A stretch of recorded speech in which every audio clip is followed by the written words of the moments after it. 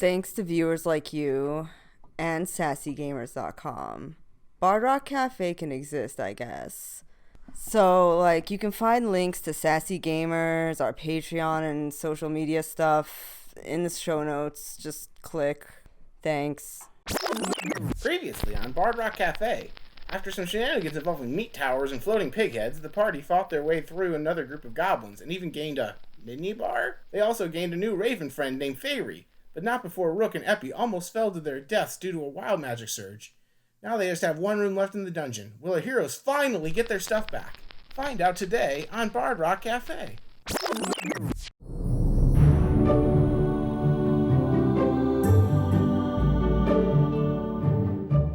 Alright, welcome back to Bard Rock Cafe. We're now on episode 20. I can't believe we've made it this far. Thank you all for those of you that have listened up till now. We ended last episode off with the party reaching the final room of this little dungeon, busting through the door, Armbar with his alpaca ghostly companions, Gruzzle and Natch. They found a room full of goblins waiting for them, including what is very clearly the goblin leader, wearing Brock's hat and holding Brock's special lute, guitar, stringed instrument. And that's where we pick up. So to start off with, there is no surprise rounds or anything. I just need initiative rolls from everyone. Okay. Okay. You know what? Last episode, this dice was giving me hell. It has time to redeem itself. Okay, it redeemed itself. We got an 18 plus 1 for a 19. I also got a 19. I got 11. Oh, so 14 plus 2, 16. Roll looks super mad that thing is wearing his hat and has his guitar. I have 1 third level spell slot, 2 first level spell slots, and a whole lot of cantrips. So we gonna be firebolting a whole bunch of these guys. And if they get into CQC with you, me, and Rook, I actually have 2 different area of effect spells I can use to blast them back. I'm hoping that the 3 melee attackers we shoved in the front will draw their fire for at least a minute. Yeah. Alright. So, as the door bursts open, narratively and numerically, Armbar, you are up first. So, the goblin, chieftain, quote unquote, yells out something in goblin that no one understands. And... So, it's... Alright, you've been a pit fighter. You don't understand too many languages, but you definitely understand when somebody's telling you to come get some, motherfucker. Right. No matter what language they're talking, there's a certain tone and a cadence that goes with that statement, right? Yeah, and then Armbar's just being like, "No more questions! We're coming at ya!"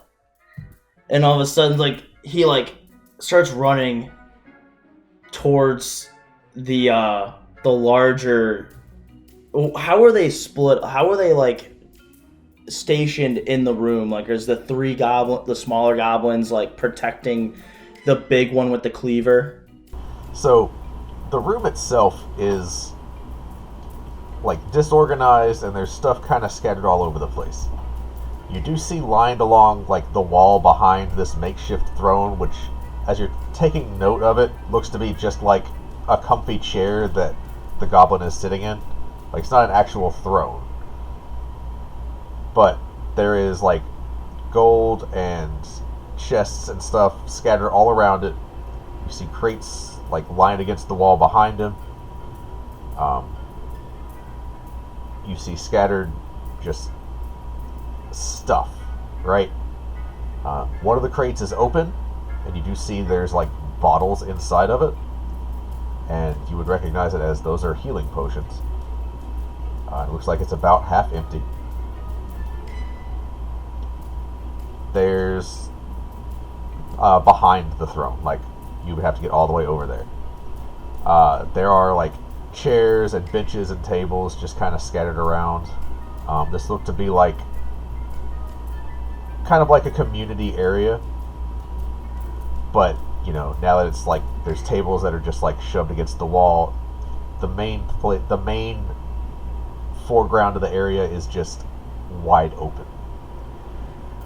There are like coins scattered around. There's broken bottles. Like, it's not empty, but for the most part, it's just you and them. Yeah, but like, how are the enemies positioned in the room? Okay, gotcha. There's the goblin on the throne with the top hat and Brock's loot. Right next to him is a kind of a bigger goblin with a cleaver and like a dirty apron. You've seen those guys that are strong but like out of shape strong? Blacksmith strong. My stepdad. Yeah, that's it. Like, that's what you're looking at with this guy. Yeah. But goblin sized. Okay. And he's right next to him, alright. And then there's 4 other goblins running around. And they all are equipped with their usual equipment. They have their bows and their short swords. And they look like they're ready to go. Alright. I guess Armbar's just gonna go straight ahead, and then he's gonna be he's like eyeing up the big guy with the cleaver, like, oh, I'm totally gonna go after that guy, and just kind of like run straight ahead, and then whatever guy's in his way, he's gonna try to beat up. And on the way to running, he's gonna pull out his short sword and go into a rage. Okay. When you go into a rage, do you roll wild magic? I do roll wild magic for barbarian. I think that's just 1d. Well, we gotta check to see what d it is. It's a d8. Baby table. Alright, I roll the 3, which is an intangible spirit, which looks like a flump or a pixie. Well, I don't know what a flump is, so It's like a appears jellyfish, within. It's a jellyfish. basically. Within 5 feet of one creature of your choice that you can see within 30 feet of you. At the end of the current turn, the spirit explodes, and each creature within 5 feet of it must succeed a dexterity saving throw or take 1d6 force damage. Until your rage ends, you can use this effect again, summoning another spirit on each of your turns as a bonus action. You just carpet bomb the goblin. I'm carpet bombing. Well, I'm gonna wink at the goblin with the cleaver in the apron, and a flump is gonna appear in between him and the goblin with the top hat. Okay, for sure. And that explodes at the end of your turn, right? Yes. Alright, so that happened. So you're raging, you're charging. Your alpacas are charging with you, I would assume. Yes. Yep. You run into basically the defensive line of 4 goblins. What do you do? I'm gonna do an AoE and take them all out at once. Unfortunately, I don't think that's how the game mechanic works. That would be very rolling armbar, but we gotta roll for it first. Alright, well, I took my shot, so I'm gonna try to do something like that, like a tornado swinging slash at one of the goblins. Okay, so you use your bonus action to rage, so you get 1 attack. Go ahead and roll. I got a 17. Okay, that does hit, so roll for damage. I got a 7. Okay, that is just enough. You just bring your sword down and chop into this guy's head, and he just falls over dead. Oh yeah! Let's go!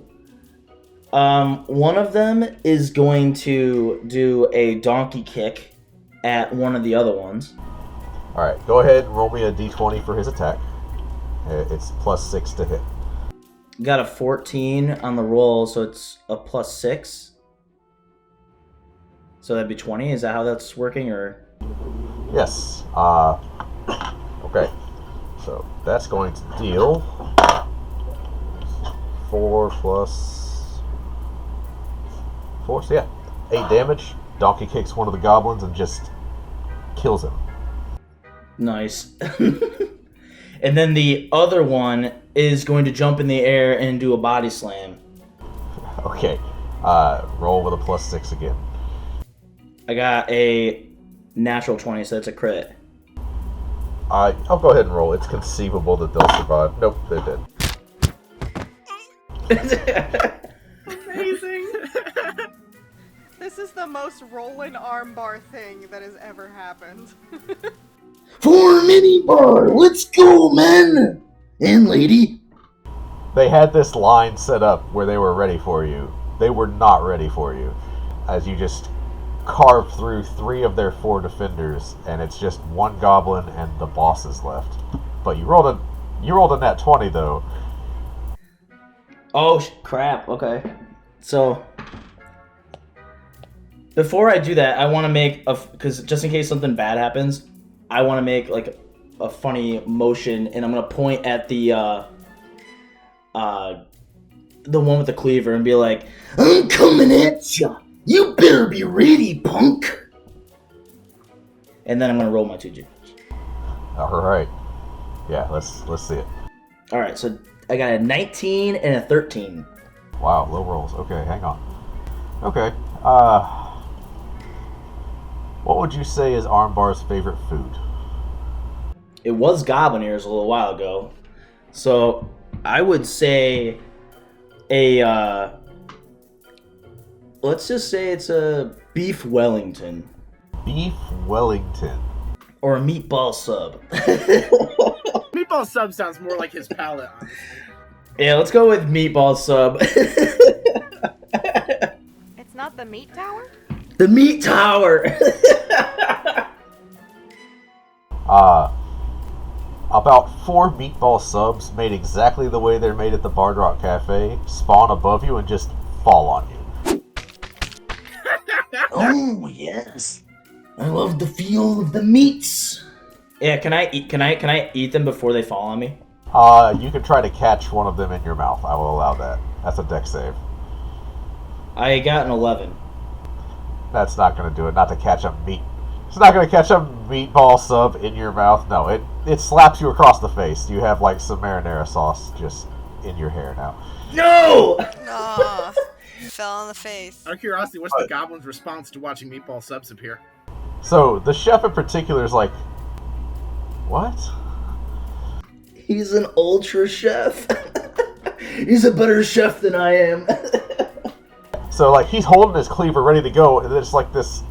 He stops and like tilts his head like, what the hell? Okay, roll me a d6, please. Oh, I got a 1. Okay, the goblin boss and the chef both take 1 point of damage. Yeah. Now I wish I had waited until after I had the meatball subs land on my body before I yelled. How am I supposed to follow that up? Yeah, it is your turn, Effie. What do you do? There's 3 dead goblins just on the floor. There's a 4th one that's like, he's engaged with Armbar and these alpacas, but he's like, oh shit.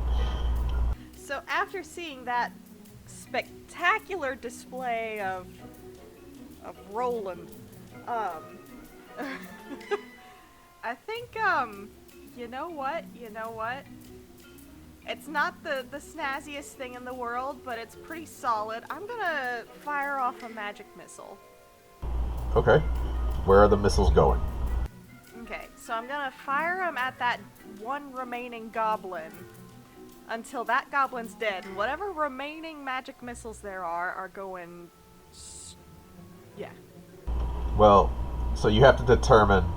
So I'm gonna go for 2 to that goblin in front of Roland, and then 1 to Mr. Top Hat. I want to knock the hat off if I am able to do so. Oh, for sure. With a magic missile? Yeah, you can do that. I think that's what we're gonna do. So each missile is 1d4 plus 1 damage. So roll 2d4 for me for the goblin. Okay, here we go. Woo-hoo! Wait, 2d4, that was a d6. Hang on, I'm dumb. 1 second. One of them rolled a 4. Can we count that? On a d6? No. That's classically what we call cheating. Okay, So I rolled a 4 and a 2. Okay. With the additional 2 damage, you kill the last goblin that is right there. I want to knock the top hat off of the guy. Oh yeah, so roll a d4 again for that guy, and you do knock the top hat off, as it just clocks him in the forehead and the hat goes flying off. I did 1 damage with that. I'm just going to lean in the doorway and be like, good luck. Sure. So, 2 damage, because it's a d4 plus 1. Oh yeah, it does. Alright, so you cast Magic Missile. Is there anything else for your turn? I guess I'll take a little bit of cover behind the door. Okay. So you kind of duck back around to where it's harder to see you. Brock, you're up. Alright, so Roll looks at there's only 2 enemies left, right? He just points one finger at each of them and says, "You're going down!" and casts Bane on them. So they have to succeed on a charisma saving throw. If they fail, then whenever they make an attack or a saving throw before the spell ends, they have to roll a d4 and subtract that much from their roll. Oh yeah, I'm very familiar with Bane. It is one of my favorites. What is your DC? My DC is 14. 14? Okay. The chef fails, the boss just makes it. And then with my bonus action, I'm going to throw some Bardic Inspiration on Armbar. So, the chef is now up. So he takes his cleaver, and you see he pulls out from behind him, pops a cork out of a potion, and drinks it. And he gets very large. So where before you had fought tiny goblins, you now have a goblin that is roughly the same size as Armbar, charging towards you. He's going to make a couple of attacks on you, Armbar. Okay, bring it on. So that first one's a nat 20. Oh no! And then does a 15 hit you? Is that with the Yes. minus 1d4 for it? Because he's the one that failed the save, right? Oh yeah. Well, so the nat 20, that doesn't matter. But minus 4, so does a 11 hit you? No. Okay. But he did make a... He did have a crit, so I gotta roll that. I'm sorry. You are raging, so this is halved, right? Because you're resistant to slashing? Alright. Yeah. I'm resistant. So you take 15 slashing, reduced to 7. That is... Yeah, that's him, because he took 2 attacks. He drank a potion. Oh wait, he drank a potion. So you also take another... 7 reduced to 3, so that would have been just another 3 slashing on top of that. Okay. That is the chef's turn. It is the goblin boss's turn. So he is going to grab the loot. He's going to charge forward with it and swing the loot at Armbar. Uh-oh. Oh no! Does anyone know Uh-oh. mending? Alright. So he is also going to take a couple of attacks. That's a nat 20, Oh no. and that's a miss. I was gonna ask if I could catch the loot. Well, No, you're catching it in the head. That's what you're doing. right. However, as he's swinging, you notice that it erupts in green flame. What? So, with a nat 20, he is going to do 12 points of magical bludgeoning, so you do not reduce that. Because it has to be physical. Well, it's you're resistant to non-magical bludgeoning, piercing, and slashing. I think. Off the top of my head, I don't know. Magic damage is different than regular piercing damage. That's kind of like that's the common resistance for a lot of stuff. I would just say if it's magical, then it hits me normally. I wasn't expecting it to be like a magical weapon. Well, he also made it a magical attack. Oh no, you're just flat resistant. It's not magical, it's just you are resistant to bludgeoning, piercing, and slashing. 6 bludgeoning, Okay. and you take 10 reduced to 5 fire damage. Okay. And then Scruzzle takes 5 fire damage as well, as the fire leaps from you to him. I don't know how much hit points they have. He's fine. Okay. That is the goblin boss's turn. Alright, Rook, you're up. Okay, so the first thing I'm gonna do is I'm gonna ask Fairy to temporarily. I'm gonna ask Fairy. You can like disappear and come back, right? Oh yeah, I can do that. Okay, please do. Yes. Okay, great. I'm gonna follow them in, and can you remind me where the butcher got the potion from? From himself? Yeah, he seemed to have it on his belt, like he was waiting to use it. Okay. Okay, never mind then. I'm going to. I have very few bolts left in my crossbow, I believe, so I'm going to shoot from the doorway. Who do I have a clearer line of sight to? You can easily hit either target. Okay, I'm gonna go for the guy who can turn things into magic. Okay, that's the goblin boss. Go ahead and roll an attack. Okay. There we go. 6. 23. Okay. Yeah, that hits. You do get your sneak attack on this, so go ahead. 12. 12? Yes, 12. Alright, and then what's your dex mod? Because you also add that. Aha, that's plus 4. So that's 16. So 16 total? Mm-hmm. You get the sense that you, like, just barely missed this guy's heart as you just shoot a crossbow bolt through his armor into his chest. Nice. I'm gonna hide as my last thing. Go ahead and roll stealth. You can easily duck around the corner. And 19. Yeah, you feel pretty stealthy. Alrighty. Okay. So as you guys starting to feel pretty good about yourselves, dropping down from the ceiling, right at the entrance, there are 3 more goblins who all rolled like absolute shit. But they drop down in melee with Epi and Brock. I thought Epi went and hid behind the door. Wouldn't it just be me? Yeah, I guess it would. Because everybody fine. else ducked out. That's fine. That's the way Roll wants it. Okay. So that's going to be 3 attacks on you. What's your armor class right now? It's just 10 plus Dex mod, right? Yes. 12. Okay. So that's a hit and a miss and a hit. So that's 2 hits. So that's 15 total piercing damage from their short swords. And now they are all 3 right there. I will point out, these are tiny goblins. So, All right. you remember how before in the trees they were small? Yeah. These are size tiny, and you notice empty potion bottles that they are holding. Uh-huh. So, back up to the top. Armbar, you're back up. Alright.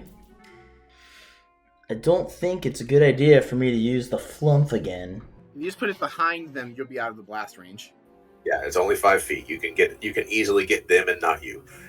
Yeah, but I'm worried about... I took like 20 points of damage last turn, and I only have 20 HP left. Unless you just rolled extremely well.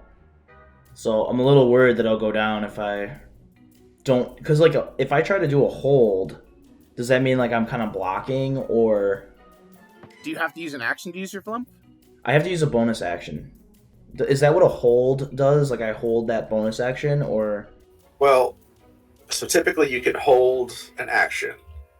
Normally you can't hold a bonus action, but I think that's stupid, so I would allow it. So like I could block, or like... Oh, I guess I can't parry. Like I couldn't try to block anything like that unless I was proficient in that, or I had a feat. So if you're asking how to stay alive, you could take the dodge action. And then as your bonus action, you could, like, spawn the flump. So basically, like, for your bonus action, your only options really are, like, to rage, which you're already doing. Or, right now, you can spawn that flump and have it detonate. I guess I'll, like, I'll spawn a flump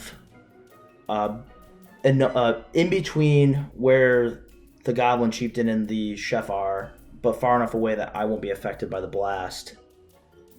And then hold my action to dodge. So what is for dodging.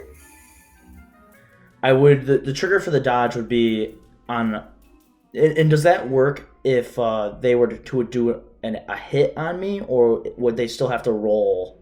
And the first one would be the dodge. So the way the dodge action works is you just spend your turn dodging, and all attacks against you have disadvantage for the next round. So you don't have to hold action. You just say, I'm taking the dodge action. So that's actually pretty good then. Yeah, it's really good. I'm gonna do the dodge then. So you dodge and you spawn the flump. I mean, the flump is there. It detonates. Go ahead and roll your d6. Yeah. Come on, baby. 3. Okay. They both take it. The goblin boss looks like he is on his last leg. What do Scruzzle and Natch do? Scruzzle is on my left, and he's going to try to donkey kick the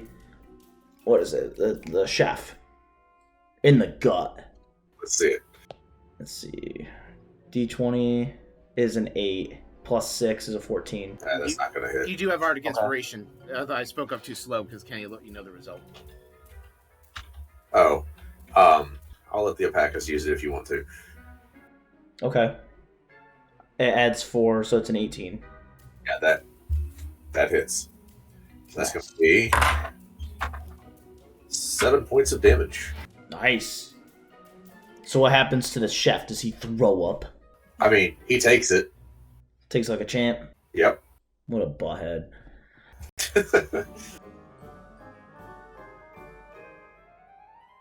Don't forget your towel, the podcast that aims to play every RPG in existence with horror. How do we not? You are responsible for this. This was you. You've been keeping us here this entire time. So you could kill us off one by one? Is that what this is? None of this is real. The bug is here, Candace. Oh god. Comedy. And Winter has been up already milking the griffins. Winter, can you tell us a bit about the process of milking griffins?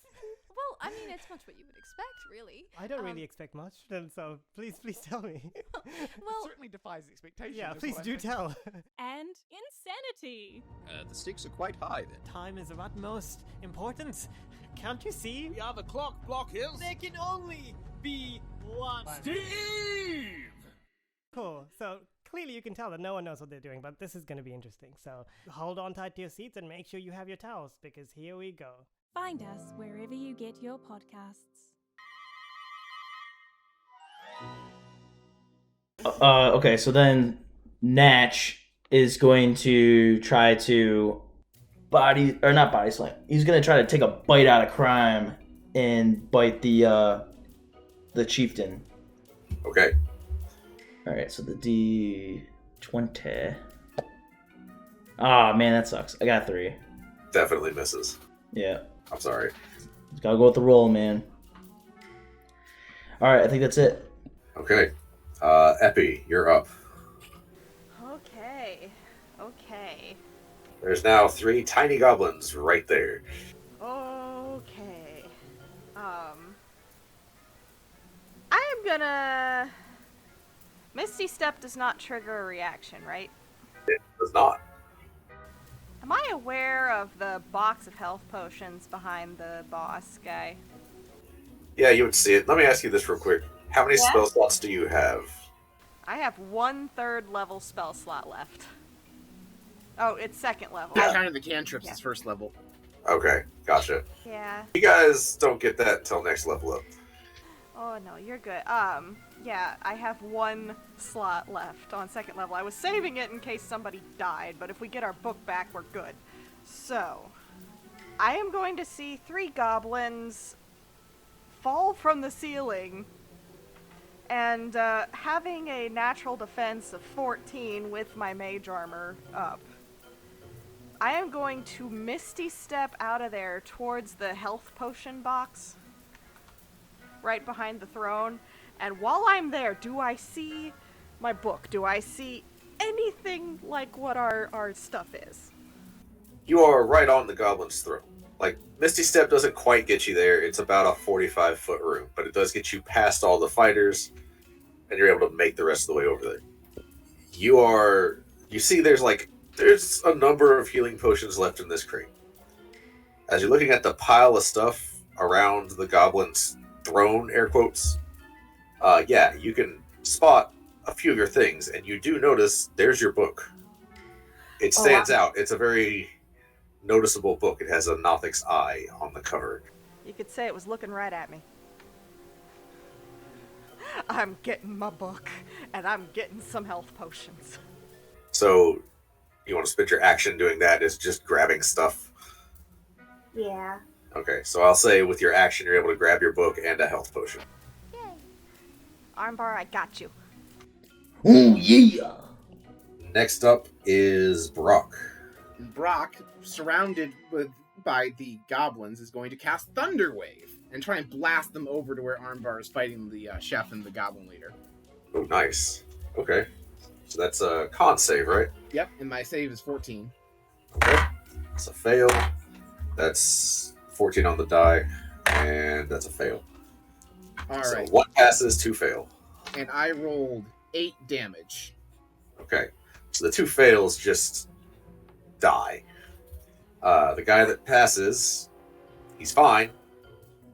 He's hurt, but he's fine, and he's still right there in front of you. And with my bonus action, I'm going to give Bardic Inspiration to Rook. Okay. All right. Well, it is the chef's turn now. Seeing the boss looking kind of rough, he sees Armbar right there. He's going to circle around Armbar. So he's on the opposite side from the boss. He's going to take 2 swings at disadvantage. So first one definitely misses. The second one does a 16 hit you. Oh, wait, shit. D4. Actually, Brock, you got hit a couple of times. Roll a couple con saves Okay. for concentration. First one is a 10. I'm going to invoke the Tides of Chaos. Okay, I mean, a 10 passes that one. Oh, never mind then. The second roll is then an 18. Okay, so you still have Okay. Bane up. So the D4. Okay, so that was. So does a 14 hit you, Armbar? My AC is 14. Okay, so even with Bane, it does still hit. Just hits, but it hits. All right, you take 10 reduced to 5 slashing damage from the attack. Okay. And as a bonus action, the chef pulls a healing potion from his belt and drinks it. And he only heals 4 hit points, but hey, he got minimal healing. You see some of his wounds start to close up. I believe, Rook, you are up. Okay. There's one guy who's still here, one tiny dude, right? And he looks hurt. Okay. I am going to stab him with my dagger. Is it an action? I mean, some kind of an action for me to switch weapons? Maybe? So just to draw your dagger is your item interact. Like, that's nothing. Okay, cool then. If you're going to do that more than once in a round, then it becomes an action, but yeah. Just pulling out the dagger. I'm just going to take a good old stab at this dude from the dark. Alright, so advantage because he does not see you. So 16. What guy are you stabbing? The little tiny goblin that just narrowly survived Brock's blast. Alright, that does hit. Go ahead and roll damage, but I suspect this guy is just dead. Okay, cool. 1d4 plus 2d6. That's a 9. Oh yeah, he's just gone. Bye-bye. Dead goblins are still tiny, but they're dead. So that is your action. It is now actually just the goblin boss and the very large chef. Is there anything with your bonus action that you'd like to do? I do want to get into the room. So I just want to get behind something. Like, there's some tables pushed up against the wall that you can kind of duck behind a little bit. Yeah, if I can reach them, I would definitely go for that. Oh yeah, you have used like 5 feet of movement at this point. Sounds so. good. Okay. Are you trying to stealth behind it? Yeah, I am. I always want to hide. That's a natural 20. Nice. Okay, so you just disappear behind this table. Go ahead and roll I 2 guess. 100s. Oh my god. 29 and 66. Alright, so this is wacky. Alright. We live for wacky on this show. So one is definitely bad. Okay. The other kind of takes you out of combat. So I'll let you pick Which one would you rather have? I don't want to be taken out of combat. That's never. I mean, we've done that a few times. So, what's the bad one? I'll just take it. Choose an enemy that you can see. Butcher guy. No, wait. Dead one? Can I choose a dead one? No, it has to be alive. Well, I think he's the only one that's alive, right? No, the butcher and the Goblin boss. yeah, the boss. Oh, has the boss like is 2 still HP alive, left. but he's weak. Yeah. Oh, I'm choosing that one, the weak one. Okay. He gains the benefits of the Foresight spell. Okay. I'm sorry, you had 2 bad options. It happens. Okay. Which it is actually now the boss's turn. Oh, man. Hang on, let me check something real quick. So the boss, seeing what's going on right now, is actually going to use his nimble escape feature. He's going to disengage as a bonus action. He's going to make his way over to Epi. Bring it on. Yeah. So he is now swinging this loot at you like a club. That's fine. It's fine. It'll be 2 attacks against you at advantage because Foresight. That's a 18 on the die, so that definitely hits. That's a 15 on the die, so that definitely hits. Alright, so your damage total is 9 total bludgeoning. Okay, good. I'm not dead. Yep. And he is now in melee with you. Oh, he's in trouble now. Okay. I have my book. Rolling back around to the top of the round, Armbar, you're up. And All right, I gotta real ask quick, a question. Tyler. I just want to let you know, Tyler, I can give disadvantage to the one enemy you're engaged with if you're worried about getting hit this turn. I just let you know I can Vicious Mockery them, so you don't need to take dodge to have them get disadvantage. I can help you out with that. I think that would help a little bit. I have 15 HP. He seems to, as long as he doesn't hit me twice, I can probably take about, another round from him and be fine, as long as he doesn't roll really well. I have a creative question. Can we say that the flump explosion knocks the enemy forward if it's behind him? Like it forces him to move forward because it is a force explosion. That's not how the thing is written. If that's what you would like to do, I will let you do that instead of damage. Okay, it's not worth it then. All right, so I'm going to make a swing at the chef. Okay, let's see it. Oh, crit! Let's go! So go ahead and roll your damage. Okay. And then we'll deal with the wild magic surge that is about to happen as well. I got a 7. And but you get like a plus for rage, and then it gets the crit thing too. So you rolled the crit twice, right? So like you rolled a 7 and then you roll again? Oh, I have to roll it twice? Well, yeah, your damage die, you get double. So the first time I rolled the damage roll, it was a 7. The second time I rolled, it was a 10. Plus 2 for rage, right? Yeah, that includes rage. Okay. He had 17 hit points exactly. So wow. You're like, in your rage, you just stab this guy through the chest, through and through. And he just goes completely still and slumps to the ground. Again, he is pretty massive right now for a goblin. He's the same size as Armbar. But he's dead. And I just got him. Yep. Like I said, you're nothing but a grain of sand in the Sahara Desert. And I'm the desert! Roll your 2d100, sir. I got a 5 and a 77. Okay.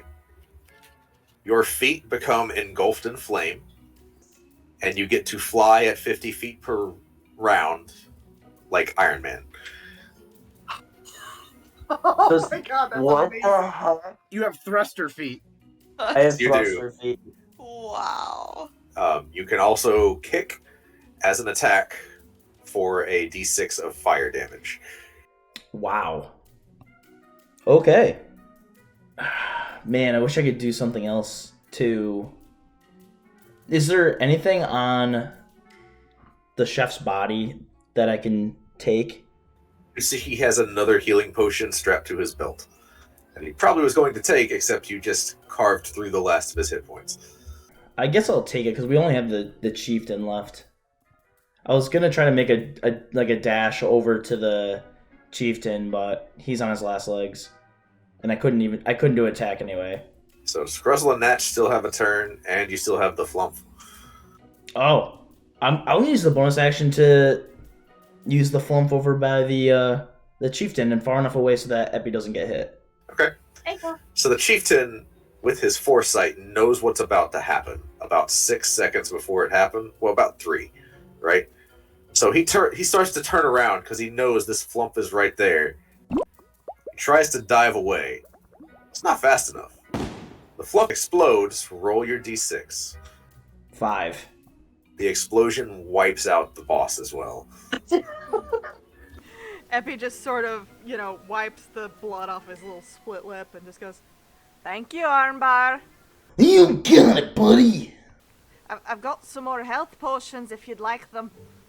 I'm definitely gonna need a handful of those. Okay.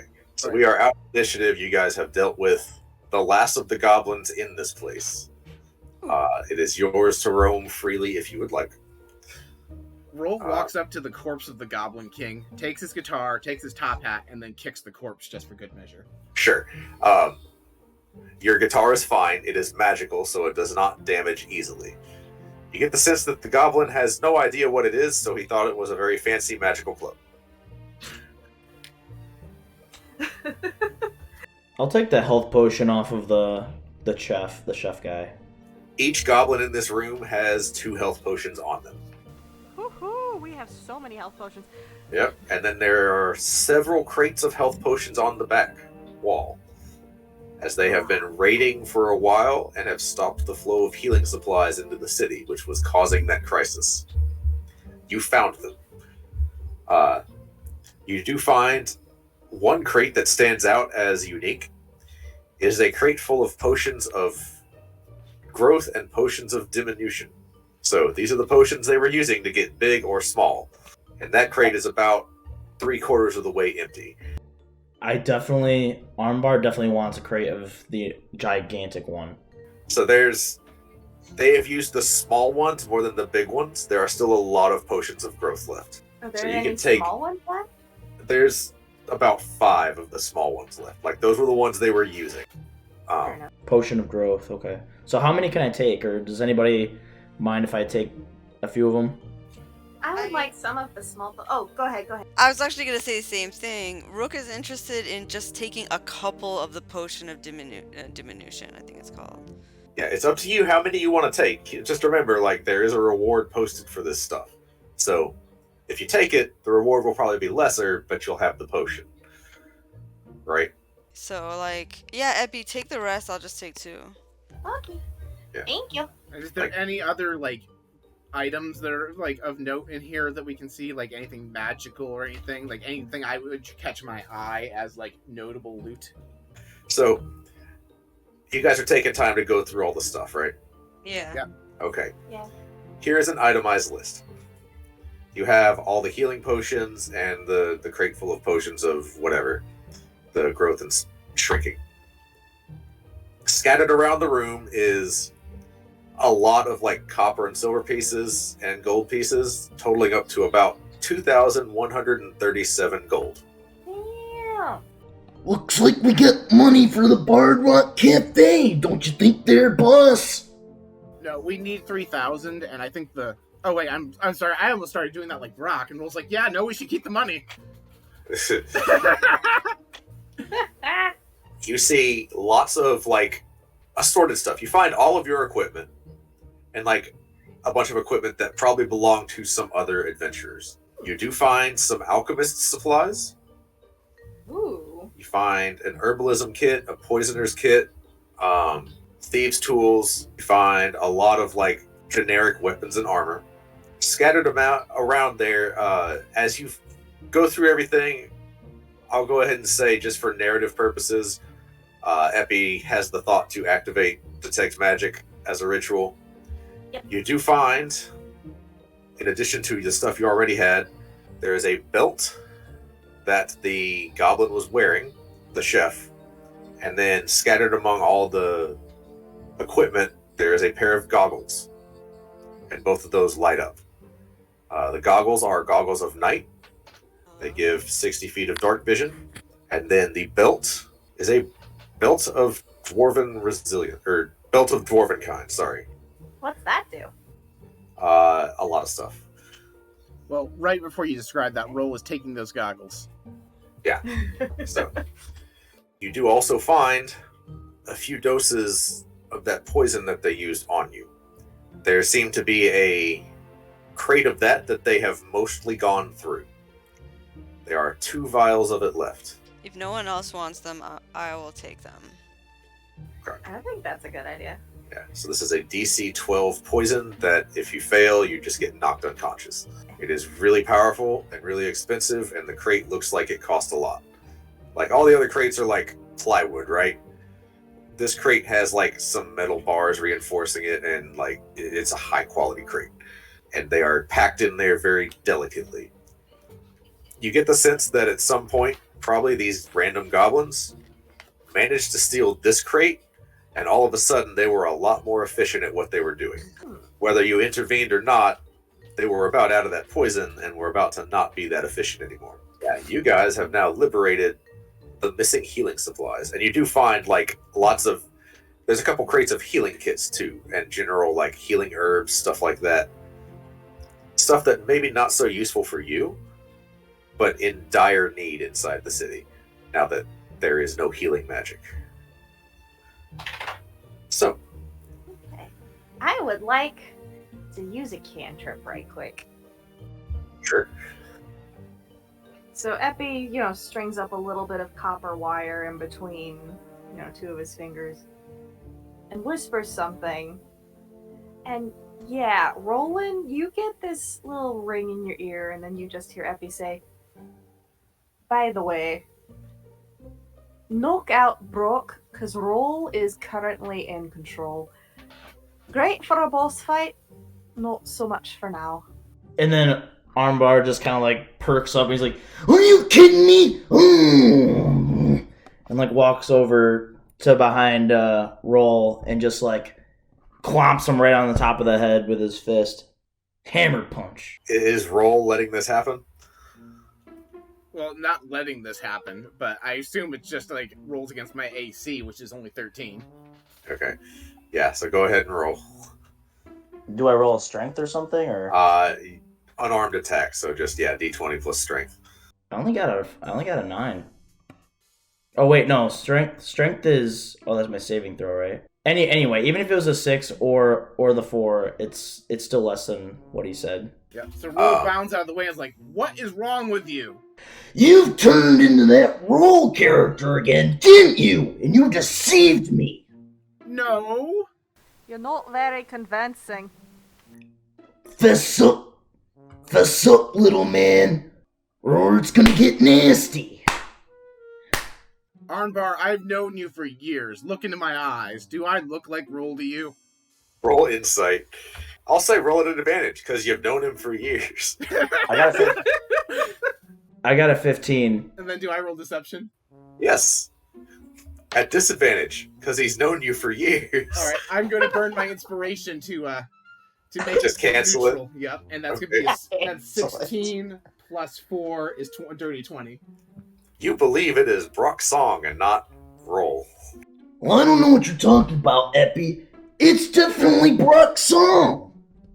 Look at his eyes, like a little puppy dog. I would like to walk just a little bit closer, like not close enough to get in range, and then just be like, that's fascinating. I have a spell that'll let us know for certain whether or not that's actually Roll or Brock. Well, then prove it then. Sure. I'd like to cast Magic Missile and smack him in the head. Okay. Yeah, there's no roll associated with that. Yep. That's just Sorry. 3d4 plus 3 is the damage you do right now. Actually, no, you don't have any spell slots left. You used them all. That's a first level. You said you didn't get a long rest. We haven't done a long rest. We're literally just looting the room still. Yeah, I got the short rest, which let me get the 2 spell slots back. Okay, so you got a second level back, yeah? No, I got 2 first levels. Okay, all right. Yeah, I was keeping track. Okay. I have 13 HP left. Just knock Brock unconscious the old-fashioned way. Yeah, 3d4 plus 3. Let's see it. Okay, so I got a 2, a 3, and a 4. That's 4. That is just enough. All right, so Roll falls unconscious, just crumples to the ground. I turn to Armbar. Now see, when he wakes up, it'll be Brock. You better hope it was. Or it's curtains for you. Pinky promise, I know what I'm talking about. I'm not gonna deal with this. I'm too frustrated. Speaking of not going to deal with it, do you want me to bring back a certain minibar? Would that help bring up your mood? That'll help. And I bestow the minibar corpse. I would like to use today's Revivify on minibar. Okay. You go through the motions, and you place your hand on Minibar's chest. He gasps. Minibar lives again. Minibar! Oh! It's been too long! What happened to you? Kenny, I think you should speak for minibar. Sorry, yeah. Oh, man, I got swarmed by goblins, and they couldn't get in, and I couldn't get out. But there's this one guy. He had an apron. It was that guy, and he points at the chef. He's like, he reached in, and he pulled me really hard to the front, and I was swinging at him, and he was swinging at me, and I was swinging at him, and he was swinging at me, and he won, and I didn't. Well, we got revenge on the sucker. So if you want to get him, I can throw you a good old elbow drop on him. Because you're the people's champion in my mind. Oh, yeah! I love this so much. He reaches out his hand for you to chuck him into the air. Oh, I'm definitely swinging him in the air. Okay. You don't have to roll for it. He goes into the air, does the most graceful arm drop you've ever seen on the corpse of this goblin, which is a size category larger than him now. And he stands up like he just won a fight. Oh, yeah. All right, and I'm done. In the reigning champion, our minibar. All right, I relinquish control of Minibar back to you. Okay. That was delightful. I don't think I understood, but now I do. Like, every moment is like, this is kind of whatever, but then you do that voice, you're like, no, this is awesome. This is great. You do remember that there is a certain gnome that came along with you guys, Astro, who is waiting back in the chapel area. You also know that there's no way you can get all these healing supplies back on your own. Like, it's just, they're crates and crates and crates of stuff. By the way, before we leave the room, I'd like to take the belt of Dwarven kind. Okay, you have to attune to it. I looked up what it did. Yeah. That's gonna be cool. What do y'all do? Epi yawns and is just like, so that was I used a lot of spells, so I can't really help carry Brock. I may need some assistance with that. Do you want me to go grab the other two? Or one, or were there two? I feel like there's a half-dead guy that was with him. Probably should go get Astro. And bring him here, so we can figure out what we're doing with this loot. Can do. I'm gonna go try and grab the gnome. So Astro is there. He's happy to see you. Is there anything specific you would like to say to him other than we're done? Just gonna be like, alright, so we took care of all of the goblins. You're good. You don't have to fight anyone. We found all of the stuff we came here for. And just a heads up, but you're going to have a large armbar, and there's going to be a little one also. This is normal. Don't worry about it. Astro seems intrigued. As he comes with you and sees the little armbar, he walks up to regular armbar and says, "Hey boss, I have a request." What's that, little man? And he motions for Minibar to come over. He says, "All right, there's something I've always wanted to do, and I've never found anybody to do it for me, and this is my dream, okay? I'm going to climb on your shoulders," and he points at Minibar. He says, "and you're going to climb on his shoulders." Let's do it. Because while Minibar is still a size small creature like the gnome, there's a difference between a Minibar just almost still medium-sized and a gnome which is literally 2.5 feet tall. So he climbs on Minibar's shoulders. Minibar climbs on your shoulders. And there's this Tower of Hanoi stack of creatures. And then we do a action frame where we're like, Mega armbar! Astro is giving the rock on sign. Love it. It's morphin' time. So, what do you guys do now that you are done? Is there anything else you would like to do here, or do you just leave? Tell me what you're doing. how many potions of growth can I have? The crate was half and half. And while they used a lot of the potions of diminution, the potions of growth largely didn't get used. There's like still over 40 of them. Oh, jeez. I'll just take 5. You have 5 potions of growth.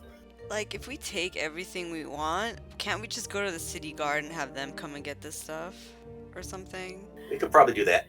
If y'all are alright with sitting around for a little bit, I can leave someone here to let us know if anything happens while we're heading back. Yeah, to look over the stuff, you mean? Basically. So you remember my little friend that I summoned a few days ago?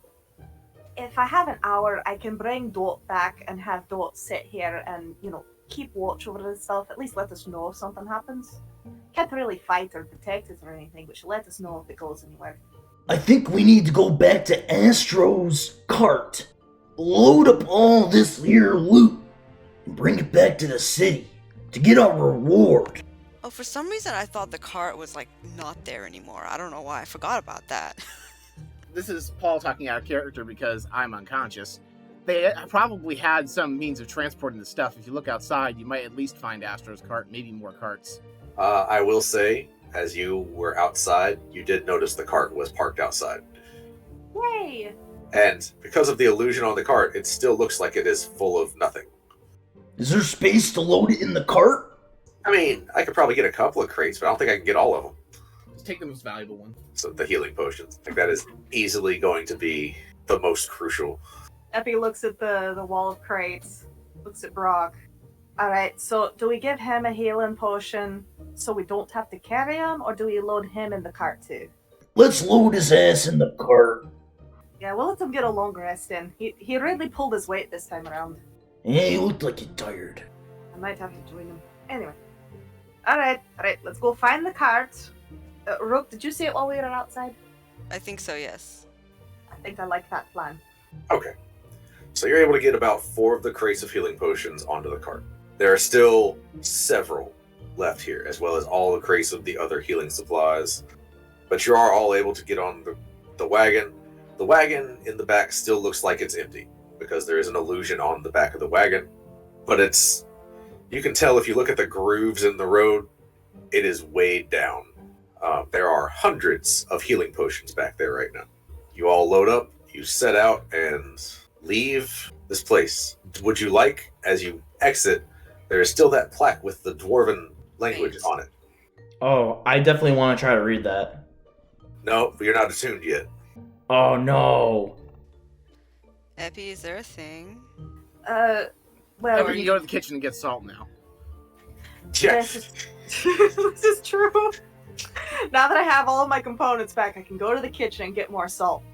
So as we're going, I'd be like, alright, so I hold on 1 second, and I take out a sheet of paper, and I that thing where you run pencil over it to get the inscription? Or can we just take the sign with us?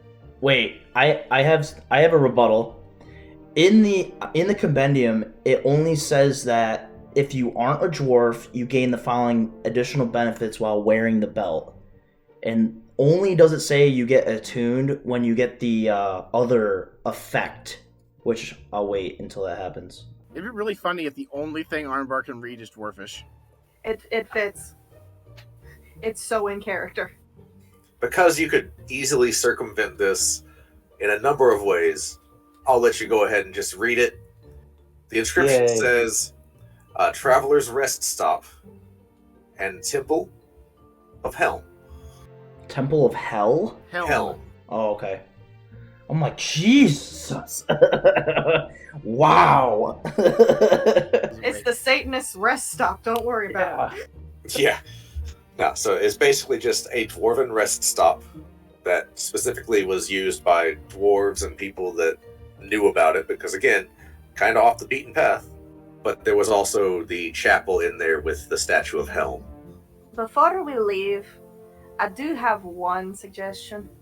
Should we hide the crates or do anything to make sure if somebody just walks in here, they don't find like a whole bunch of crates and walk off with it? I think so.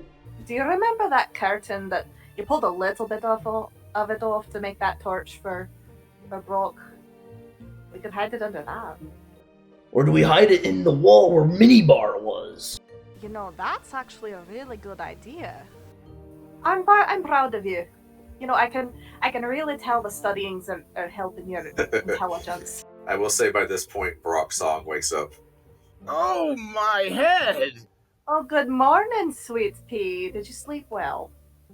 So we won the fight with the little goblins? Because I remember being knocked unconscious. I'm just going to look at Armbar. Told ya. Walk back in. Just gonna mumble to myself. Rook lets Fairy out. Fairy, come back. Fairy pops into existence on your shoulder. Fairy, can you be far away from me or kind of far away from me for an extended period of time? Well, yeah, I mean, I can't talk to you past a certain range, but yeah, I can just fly all over the world. It doesn't matter.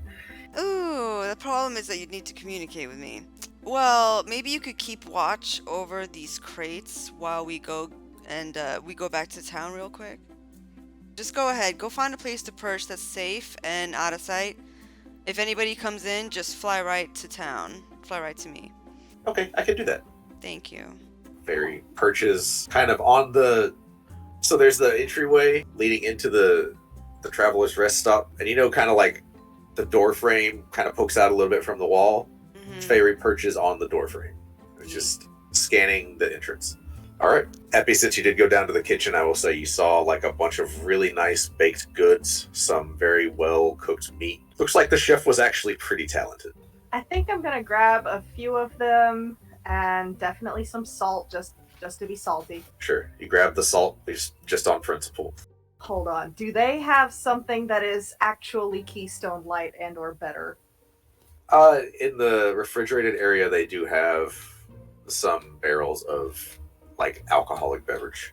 Okay, I'm gonna grab a pastry and generic alcoholic beverage. And I'm gonna sit down and hand those to Brock and just be like, sorry for knocking you out, bud. It's alright. I have a feeling if I'm guessing right, you probably knocked me out for good reason. You have my permission when that happens to do that. He wasn't bad for the brief period he was here, but don't worry. If he ever gets out of line, I'll just shoot him in the head again. We have healing potions if you're still not doing so great, by the way. Alright, just because we're getting to that time, you guys head off into the sunset with a wagon full of healing potion crates. It's a tight fit with all of you, but you still managed to get on the wagon. The horses were tied up outside. The goblins had not killed them for food yet. Sorry, horse meat is terrible. Yeah, they don't care. They're goblins. Or they didn't care. They were goblins. Now they're just dead. While I'm thinking about it, I definitely still have the boot egg, don't I? Yes, you do. Oh, Has wait. it hatched yet? Nope. Okay. Real quick, when we're going through getting their stuff together, Brock was like, whose acorn is this? Here, Epi, have an acorn. Thank you. Is it a special acorn? It's the acorn that you got from Wild Magic in episode 4. I remember this, but I'm just like, now that I'm holding it. I had to tech magic up for a little bit. It's probably not up anymore. I mean, you would have seen it. It is glowing magical. I'm sure this will come in handy eventually. I put it in my pocket. With all of your stuff back and a little bit extra, finally, you are free of the goblins. Yay! You are able to make your way back to Waterdeep to collect your reward and whatever else you feel like doing. And that's where we're going to end tonight's episode. Real quick, what is the reward? You will find out next episode. Next time. Yeah, because I have that sheet tucked away somewhere and I have to find it. All right. Thanks for playing, and I'll see you guys next time.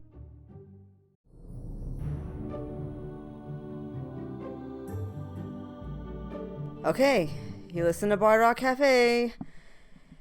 Get on to sassygamers.com and listen to more episodes. And become a patron. I'll read your cards. Do it. Patreon.com/bardrockcafe. Till next time.